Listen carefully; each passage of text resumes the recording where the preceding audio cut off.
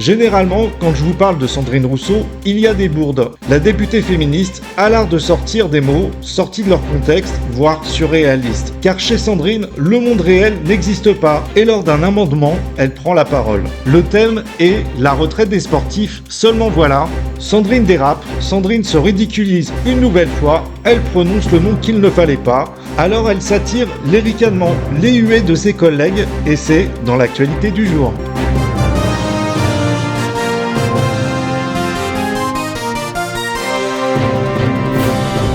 Sandrine Rousseau est-elle folle? Il y a eu peu de temps, sur une interview de Jean-Jacques Bourdin, Sandrine semble prendre conscience que ses propos sont déplacés, voire sortent de leur contexte. Allez, on regarde cette vidéo.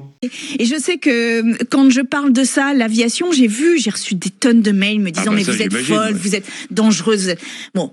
Outre le fait que je ne suis pas folle et que quand bien même je le serais, que ça participe de la santé mentale et qu'il faut qu'on l'entende, ça fait partie d'enlever la discrimination sur les personnes qui ont des souffrances psychiques. Donc, ça n'est pas une insulte. Alors, dans cette vidéo, Sandrine semble réaliser qu'elle a une souffrance psychique. Mais c'est pas grave, c'est de la discrimination. Et bien évidemment, Sandrine est une victime. Vous êtes les méchants. Et elle souffre. Car si elle dit supprimer les avions nous évitera une mort certaine, ce n'est pas son seul sujet. Car Sandrine s'inquiète. Oui, elle s'inquiète de la carrière des sportifs. Oui, c'est vrai qu'il est bien évident qu'à 20 ou 30 ans, on est moins en forme qu'à 50 ans. C'est normal. C'est pas comme les chanteurs qui peuvent chanter jusqu'à 100 ans, par exemple. Car eux, ils n'ont pas un métier fatigant. Ils n'ont pas un métier physique. C'est pour ça que si on fait la comparaison avec le sportif, oui, le sportif a beaucoup plus de séquelles puisque, bien sûr, il met son corps à rude épreuve et c'est tout à fait normal. Et pour une fois, la députée a un combat qu'on pourrait qualifier de légitime. Seulement voilà, elle aurait pu citer n'importe quel nom, mais pas celui-là.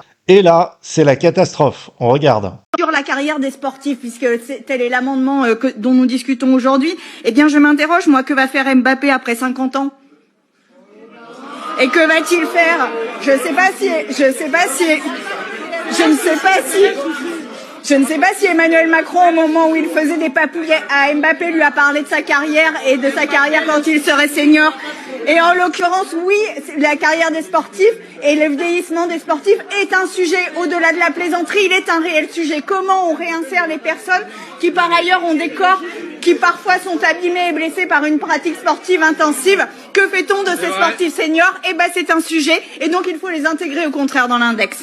Non, mais elle a raison. Que va faire Mbappé après 50 ans? Lui qui gagne plus d'1,2 million par mois sans compter les à côté et qui peut déjà arrêter de travailler sans même percevoir sa retraite. Mais comment on peut sortir des sottises pareilles? Je ne sais pas si c'est de la pure bêtise ou cela vient peut-être encore d'une souffrance psychique. Et là pourtant, elle n'a pas parlé d'avion. Alors, à quand le prochain épisode de Sandrine? Mais ce qui est sûr, c'est qu'on a hâte de te revoir. Sur ce les amis, je vous dis à très bientôt pour de prochaines vidéos. Ciao!